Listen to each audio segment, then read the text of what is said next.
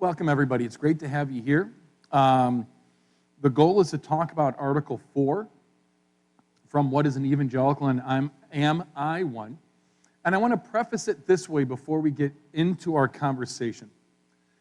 This is the topic, and we're talking more about Ken, I'm going to point to you, because I don't know if you raised the question when we first met, but it has a lot to do with like God's kingdom coming to earth. And how do we enact or even bring about God's kingdom? Particularly, I think you could say, what is America's role in bringing about God's kingdom? So it could veer into a conversation about politics. So I want to be mindful, if we go there or how it goes there, that we aren't, what is the right word? Demeaning political views, but understanding how certain aspects of faith could lead to certain political views. Does that make sense? There's a difference there. And so I constantly want to how are we mindful and respectful of differences of opinion, knowing when you tend to have a point of view, it's easy to really put down the others as them. And we are not approaching this from a Democratic, a Republican, a independent point of view. Our goal is, what is our faith, and how does that affect things? Does that make sense? So we just want to be mindful of that as we go forward. Thoughts so far leading up to this. And we hope, I'll ask this as well, or say this as well. We hope to have one more session, I believe December 5th, and depending on how Mark is doing, Mark Edwards, who's written these, he has an outside hope that maybe he'd be able to come and help lead the conversation, or a way to facilitate the conversation. And that would simply be a question-answer, so to speak, or more clarification. I don't think we want to look at Mark or things like that as what's the answer, but clarifying conversations would be a better way of looking at it. Does that make sense? So hopefully that will happen on November 5th.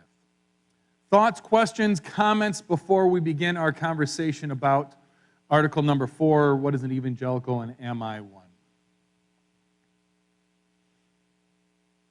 Excellent. Lynn, please.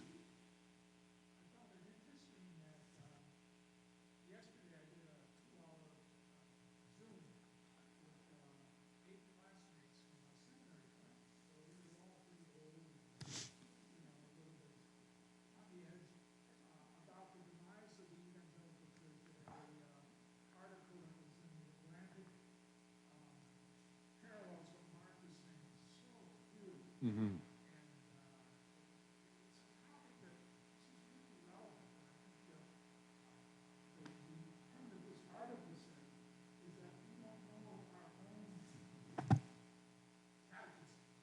Mm. Right.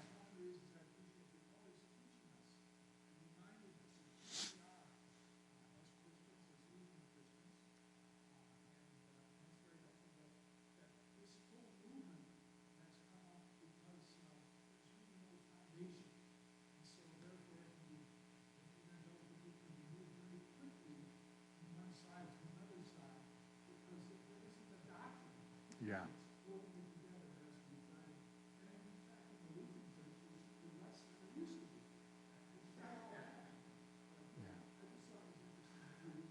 Yeah, same thing. You know, and one of the things, so if you didn't hear Lynn, and I want to say this for people at home who maybe couldn't hear him as much, an article in the Atlantic about the fall of the Evangelical Church. And I think it was maybe, I don't remember what it was titled, but I saw that same article. But the struggles that they are having due to the fact much of the Evangelical Church isn't rooted in one aspect. It can be so broad and so general. So as you had said, it's easy maybe for a movement to come up within it to veer it in a certain direction, because what is that anchor that keeps it down? And because it is such an amorphous thing, while we are Lutheran, specifically Evangelical Lutheran Church, so we have confessions that keep us, tethered so we can veer off to a certain point, but it keeps us there. So to remain within the ELCA, you can only go so far, if that's a fair statement to make. Now, I think there'd be some people that say, you're way out there anyways, right? You're way off of where maybe Orthodox Christianity is, but it roots us. The Evangelical Church, because it is such a general term, and so that's something we talked about with this. As we're talking, it can be defined in so many ways. It can then be moved in so many ways as well, and that's what this article is talking about. What exactly does that mean? If you really want a fascinating podcast, and I wrote it down here, if we get to the section to talk about gender roles, it's called The Rise and Fall of Mars Hill. So Mars Hill was one of the largest churches in North America in Seattle, started by a pastor named Mark Driscoll in the mid-90s.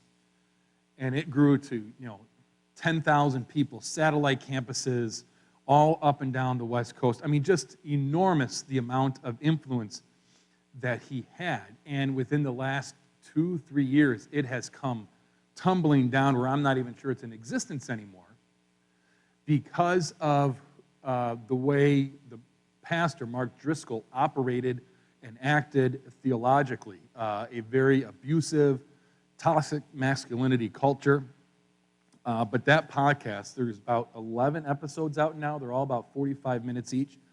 If you just want an insight into, I would say, the evangelical world, this would provide a great thing into understanding how that can occur, how it can be pulled in certain directions. Really interesting. The Rise and Fall of Mars Hill is what it's called. I think there's 2 more episodes to come. They're hoping to release one yesterday. It's put out by Christianity Today. So if you know Christianity Today, it is traditionally a published magazine. They now have a big online thing. And I think you could say if Christian Century is the liberal Christian magazine, Christianity Today would be the conservative Christian magazine. Is that a fair assumption, would you say, Lynn? That's the way I kind of look at the two. So it's what I really appreciate about it. It's someone from within the evangelical world that is looking at how could this become so big and then fall down, and why, not just disparaging Mark and what he did, but how do we as people allow ourselves to do that? Mars, like the planet M-A-R-S, Hill, H-I-L-L. Mars Hill being a place in ancient times that Paul was known to preach, and I think that's where he had the famous line, and please correct me if I'm wrong, the inscription about this unknown God that you speak about, that is the Christian God.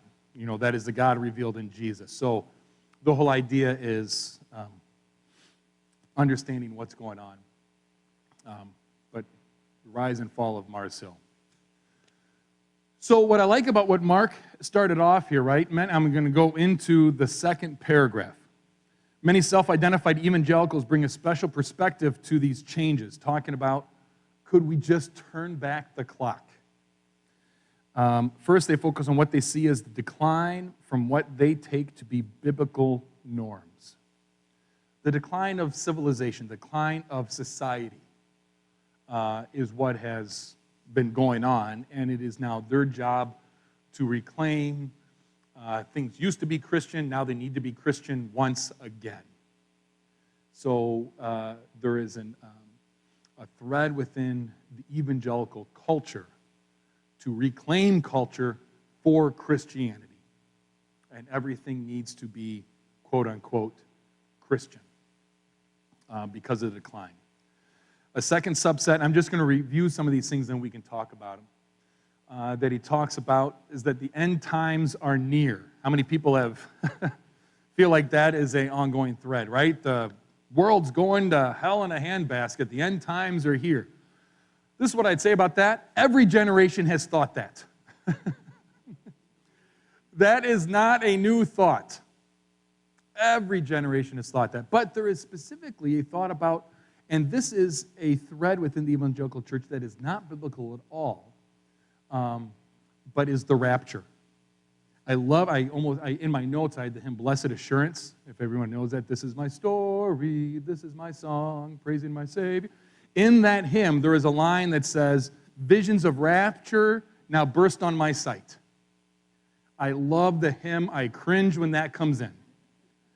Rapture is not a biblical concept. So the idea about rapture being, maybe you've seen the bumper sticker, in case of rapture, this car will be unmanned. Has anyone ever seen a bumper sticker like that? So the whole idea is, at some point, those who are part of God's elect will be taken away to heaven, and all of those left are now in for the 7 years of trial and tribulation, and to hopefully make it through. It was very popularized recently within the last 20, 30 years in the Left Behind series novels. Anybody seen or read those Left Behind novels? Right? I remember when they came out, I read them also. Raymond Steele was the pilot of this plane in which the rapture occurred and half the plane is gone and his wife and kids are gone. Rapture is a new concept that wasn't even around until the late 18th century. John Nelson Darby, I think, is the one who really popularized this. That Christ is coming to take us all the way somewhere. The whole concept of rapture is not at all within historical Christianity until the last 150 years or so. So that's something Mark talks about. Social ordering, gender roles. There's a reason why I'm a man and I get to stand up here, and there's a reason why certain women are not standing up here.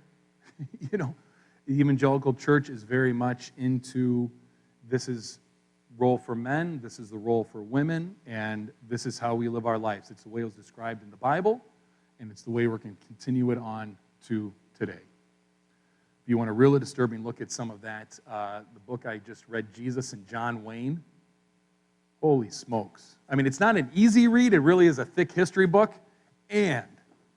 And even that podcast, Rise and Fall of Mars Hill, really gets into, essentially, if you have an affair, it's your woman, it's the wife's fault. Because she was not doing anything to satisfy you. And so, of course, you had to go outside the marriage to be satisfied because she wasn't doing what she was supposed to do. And that's putting it nicely. Things like that. So, gender roles. This is the big one, the last one, Christian nationalism. I don't know if that's the last one. Sorry as I say that. This is the one I really have the hardest time with, Christian nationalism. As if America, and sorry if I sound un-American, right? We are the city on the hill, as if God has a covenant with America to right all the wrongs with the world, as if we are the new Israelite people. I never remember in Scripture a covenant being said between God and America. I don't know if anybody else can show me that covenant. And that's not to say a role for America isn't to be a place in which we help the healing of the world. Does that make sense? But let's not mistake, the Constitution is not a religious document. It is not something that was given to us by God, and now we are meant to be a Christian nation. We are Christians who live in America. And I think that's something, I've talked about that before, something we confuse quite a bit. Paul talks about this as, my citizenship is in heaven, right? We are aliens at some level in the land where we currently reside. So those are just some thoughts where Mark went with the conversation, with what he wrote about, that I wanted to add to it. Are there thoughts that you guys would like to expand from if you read ahead of time, or just as you're glancing through, that we could go from?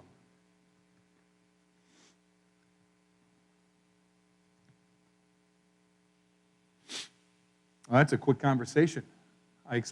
Mark explained it well. All right, Gisela, then Ken. Go ahead, Gisela.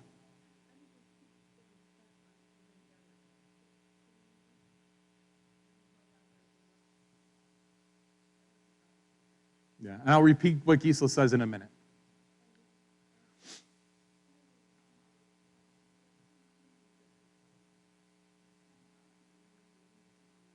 Yeah.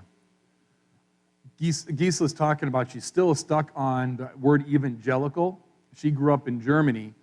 Evangelical meant one thing, and now it's being used in another way so much. And how do we distinguish between the two? I think, Rebecca, maybe you and I had that conversation. You know, we can talk about Catholic, the Holy Catholic and Apostolic Church, and we understand whether that's a little c or a big C. We can confess a Holy Catholic and Apostolic Church as little c, universal. So we can say that in our creeds, and that doesn't mean Roman Catholic, capital C. So how do we distinguish when we're using the word evangelical what we mean by it? Are we meaning the good news of Jesus Christ, right? That God so loved the world, the good news, or are we referring to it as evangelical? Maybe it's a little e, capital E. You know, evangelical would be a capital E as opposed, trying to define a segment of people that could refer to religious beliefs, political beliefs, but a demographic of people. Does that make sense? I don't know if that helps you at all, but little e, capital E, is that? Right.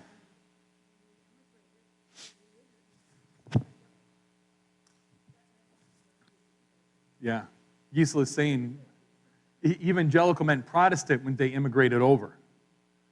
And Protestant, you could be evangelical, you could be Catholic, you could be, well, really Protestant and Catholic and Orthodox, right? And then under Protestant, evangelical, mainline denominations, which is Lutheran, Methodist, we can divide it up that way a little bit, like we had on the board, yeah. Ken, what do you want to add?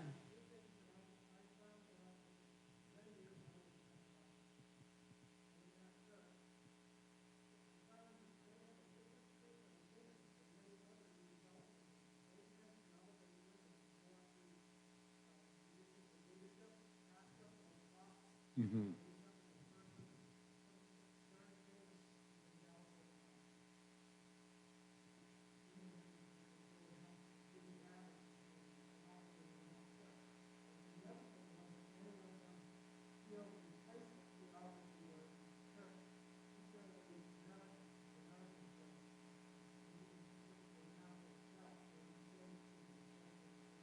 Mm.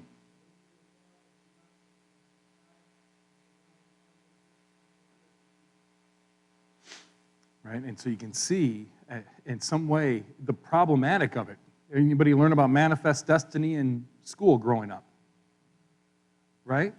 I mean, that whole manifest destiny, God gave us this land to go out and conquer and take over and to settle the same way the Israelites went into. I mean, that is one of the biblical stories I really have a hard time with as I wrestle with. So I'm going to be really vulnerable with you here, or honest.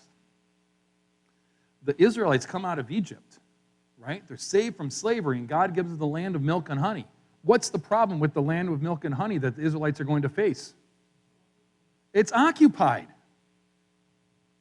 And they go in, and it's full of wars.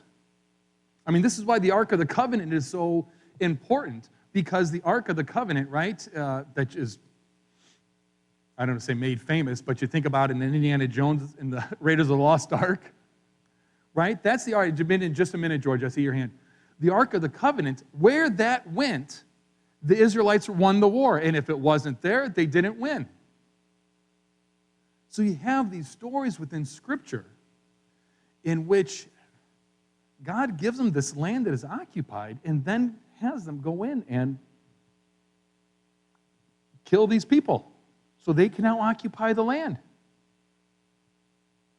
Can you see the problematic now? If we are the new Israel, as Ken is saying, You justify that behavior. All right. But it justifies that behavior, and now the West is something to be conquered, and if people are there, the Native Americans or the indigenous people, aren't we God's chosen to come in? And if they did that before, then we can do this now. Does that make sense? I mean, you sense a little bit of a problem. I want to get to George and then Gisela. George?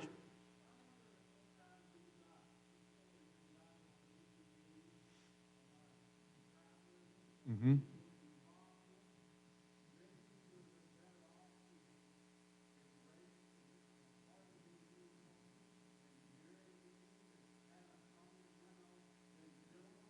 Right. Right. You know, but so George is saying, wouldn't it be better to, how do we incorporate with the Native American culture, the indigenous culture that's there, as opposed to just wiping it out? How could they make us better, as opposed to something that needs to be defeated? Gisela, you wanted to share?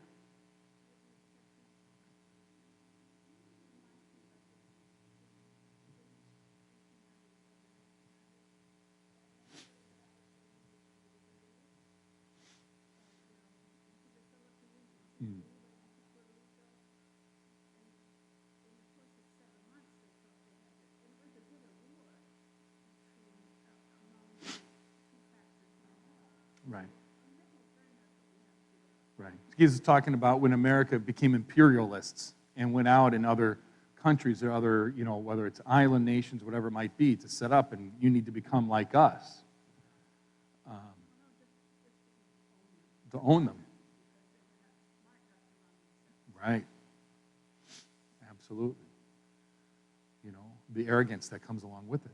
And that's where we get into trouble. I think this is how what's happening in the world, and you say what we're talking about today, is I would hope we would be able to look at our past and recognize it for what it was, both the good and the bad, and be better for it, as opposed to what I see happening sometimes, and this is what I want to be mindful of. If we are the greatest nation on earth, then we better not recognize this in our past, because the greatest nation wouldn't have that in our past. And so we better downplay it or justify it somehow, so we don't have to name it, as opposed to, and I think this is what so much goes around whatever critical race theory is. We better not, you know, I'm not worried about what it is or what it isn't, but can we just look at our past and understand what it is so we don't repeat those mistakes? Do that as a country? Shouldn't we want to do that as individuals? Shouldn't we want to do that as a church? As whatever it might be, to understand our past? Name it for it. That's why I think I keep coming back to one of the hallmarks I love about Lutheran theology is being a theologian of the cross, is to call the thing what it is. Name a thing what it is. A theologian of glory calls an evil thing good and a good thing evil. It kind of it justifies. Theologian of the cross, which is what Lutherans are, call a thing what it is. If it's evil, call it evil. Don't justify it, name it. We're forgiven people, so we shouldn't be afraid of naming those things. Does that make sense? And now let's be better. Sorry if I got a little preachy there or something. Sometimes. Other thoughts? I mean, we can talk about those gender roles, Christian nationalism, continue along those lines. Where's my thing? Yeah.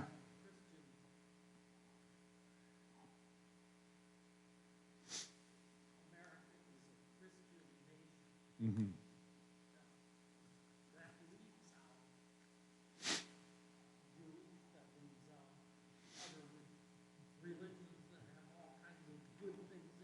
Right.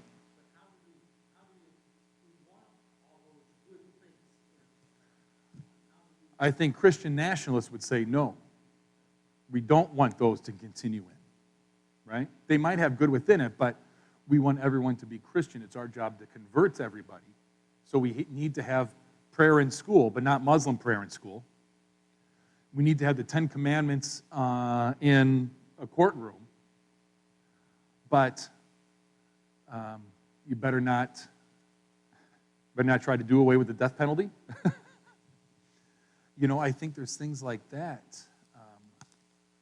that Christian nationalism, if we are to be a Christian nation, which again, I don't ever remember a covenant being made between God and America. That covenant was between God and the Israelites.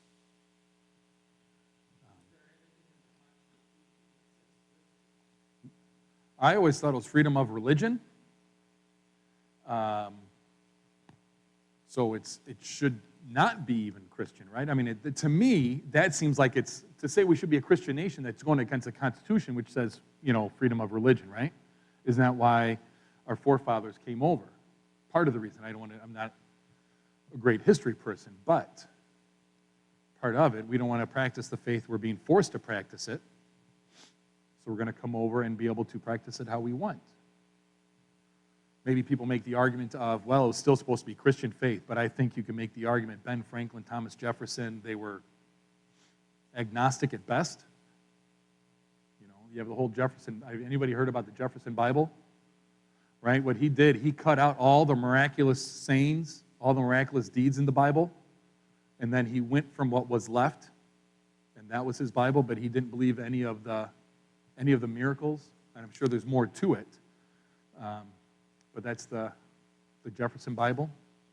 Franklin, I don't think he was, I don't want to say more than what I know, so I'll just stop there. But again, it comes down to, I don't see America having a covenant with God. The covenant is with God's people, right? It's with us here. And what does that mean for the way we live our lives? Go ahead.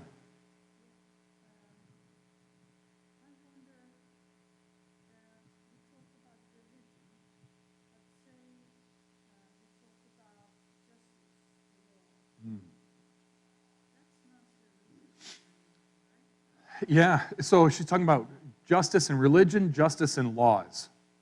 What does that mean? So I'm going to use a Lutheran analogy, and I hope this makes sense. Luther would have said first use of the law and the second use of the law. Is that right, Lynn? Right, the first and second use of the law? The first use of the law is, how do we keep an ordered society? So we treat each other well. There's a reason why we have traffic lights, right? Because it limits the amount of accidents that we can have. So we need laws to keep people safe.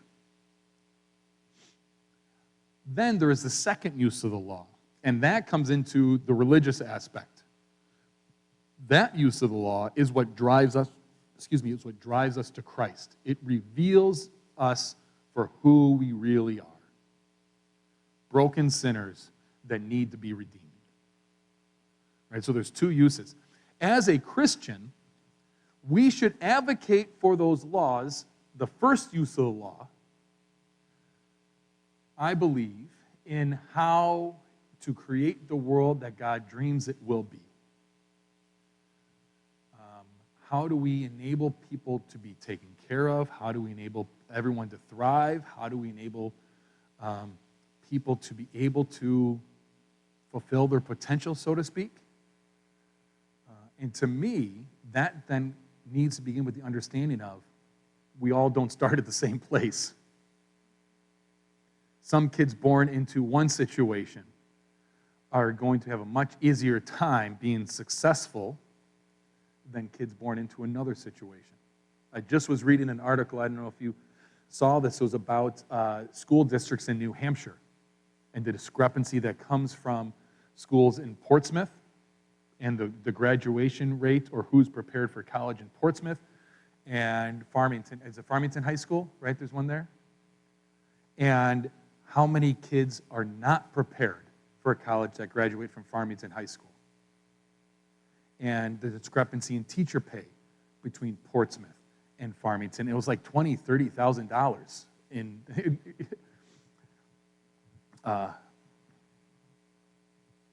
Stephanie is nodding. All of a sudden, I totally blinked on your head, Stephanie. I'm sorry. But Stephanie's nodding her head back there, right? And this is just within 45-minute drive, right? Within here in New Hampshire, that some kids, simply by the zip code of where you are born, you have advantages in life, privilege, as opposed to a zip code where somebody else is born that they have nothing to do with, and what is their access to education? Right? That's privilege, and privilege comes in so many ways. So to go back to your conversations about law, to me, that second use, what drives us to Christ, should reveal the fact that we have created laws that don't treat everybody the same. Because when I'm revealed for who I really am, it lets me see, wow, I participate in things that benefit me to the detriment of others. So we need to look at it as second use of law isn't just as an individual sense, and this is something I think evangelicalism is big on, is the individual. Christianity is much more communal. Much more communal, I believe. Communal, how we all are together. That's why I will continually say it is not about God and me, it's about God and we. So I think that second use of the law, what drives us to Christ, should reveal those first uses of the law that are detrimental to people. And we should advocate for those laws that right the wrongs, that make education more fair, that confront racism, that confront sexism, that confront, go back to that whole thing about the rise and fall of Mars Hill. To hear that pastor, Mark Driscoll, in recordings that they have from sermons or other things where he continually says, men, men, men, men, men, right? And they have that place. They have the responsibility. They have this. And to denigrate or to beat down women where they wouldn't have a place, they wouldn't have a voice, they wouldn't have a... that seeps over into our society, doesn't it? I mean, it's a known fact. Women earn less on the dollar than men do. That's not right. You look at racism. Simply by a person's name, if it sounds more culturally black, you will get less interviews. You'll get less callbacks. You'll get less job offers. You'll get less of a benefit package if you do get the job offer. Right? I mean, those are all things that, as theologians of the cross, what reveals us to Christ should help us correct those things. Not because America is a Christian nation, but because the earth is God's. You see the difference there? Thoughts, questions over some of that stuff I'm saying? Pushback? Judy?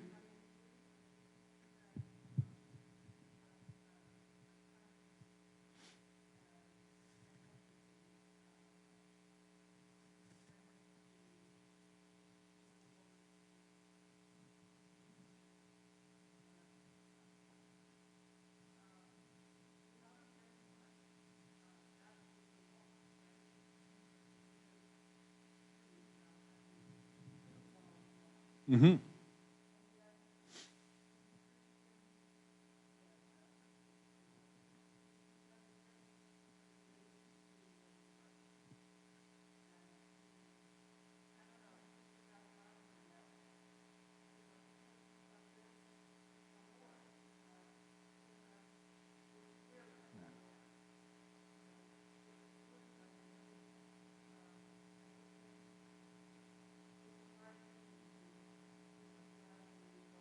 Yeah. So I'm going to not be able to repeat everything you said, Judy, but I want to I want to highlight one of the things, because you brought up another word that has dual meaning, particularly in Christianity and in American, that's freedom.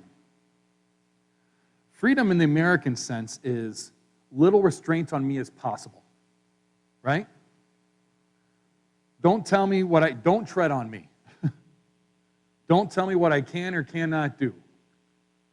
right to bear arms, right? That's my freedom. I can do what I want. Freedom in Christianity is really quite different. Freedom in Christianity doesn't mean that you get to do whatever you want, but it means you're freed of the weight of expectations of what I need to be and achieve. And you can truly live. Do you notice the difference there? You can be free and be captive to sin and cannot free ourselves, right? Because you are enslaved to a culture, an idea, a way of life that is so oppressive. And yet you're, quote unquote, free. And yet, the freedom of Christianity is to be able to reject all those other things that are supposedly put on you and to learn what it truly means to be loved and be free to live in that love. There's a big difference. That word freedom is really, it's an evangelical law of freedom that have all these double meanings that mean something in one place and mean something in another place. Freedom, so I appreciate you bringing that up, Judy, because freedom is a big one. And what does it mean to be free? How many of us feel captive to the American dream? Because you look at what somebody else has, and you look at what you have, and now you don't have as much.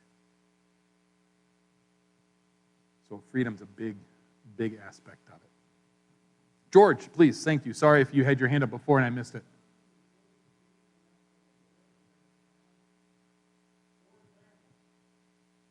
Person is not free unless they're truly aware of their surroundings. For example, go ahead, George.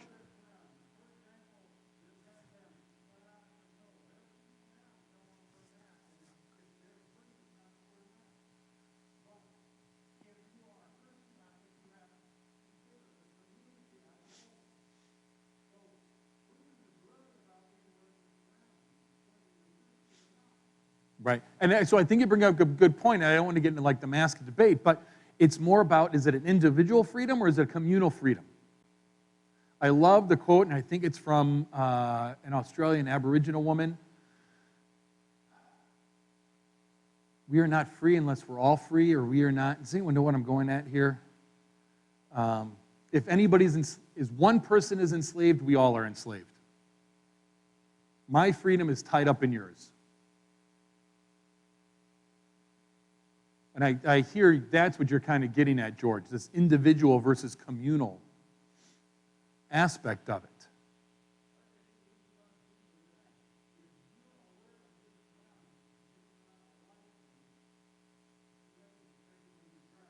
Right.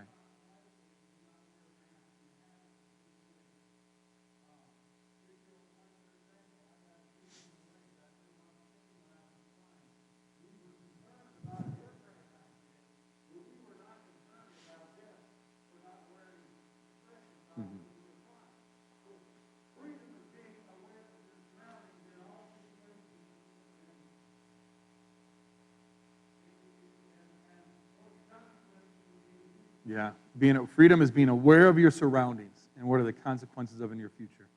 I liked it, and I don't know where I heard it from, if I said it, but freedom of a Christian, you forfeit the right, you forfeit the ability to say what's right for me, and now need to ask what's right for my neighbor. I think that's freedom of a Christian. Luther talked, if you want to read something that can be a little bit heady, but it's one of Luther's most famous things. It's a treatise that he wrote, Freedom of a Christian, that he writes about freed from to be freed for. What are we freed from? Sin, death, idolatry, and what are we freed for? Love of our neighbor. Then in doing so, I think it is what is good for my neighbor will also be good for me. Because what's good for all of us will be good for the individual, as opposed to what's my right, and you just have to deal with it. You can see how some ways, I really think Christianity is so countercultural to, I don't want to say so much, but to what can be typically perceived as an American way of life. And I think that's what happens. That's really what gets me the most when we talk about Christian nationalism, is we then make an idol out of America. And we then, Jesus will talk about this. You can't worship two things. You'll love one and hate the. You can't love both God and manna, right? God and money, or God and material things. You'll love one and hate the other. Once we start combining those two as if America is God's, what happens when what is best for America is not, or what we think might be best for America is not what we think is God's will for our life? All of a sudden, you don't want to separate those two, don't you? Right? You want to justify it. You want to make them one. First church I went to, they had Bibles in the library that were wrapped in the American flag. That says right there why they were, what the people were hoping, and I don't mean the people of the church, the people who published those Bibles were hoping for. That's why, as far as I am concerned, I never want an American flag in the sanctuary. We should have one symbol in the sanctuary, and that is the cross. There is nothing else that we bow down before. So we don't want to conflate those two. Other thoughts? We're getting close to an hour on our time. So any other thoughts, questions, comments, pushback? All right. How about we end in a word of prayer? The Lord be with you. Lord, we thank you for the day, the time to come together to learn about not just our brothers and sisters who have some different thoughts on what it means to be a Christian, but to learn about ourselves. As we learn about others, we have a deeper understanding of who we are and who you have made us. To help us to continually always be on the growing edge, never feeling like we have always or have figured it out, but rather that we have something new to learn. So keep our ears and our eyes and our hearts open. All these things we ask for in your name. Amen. Thank you, everybody. I appreciate it. We will see you next week for worship.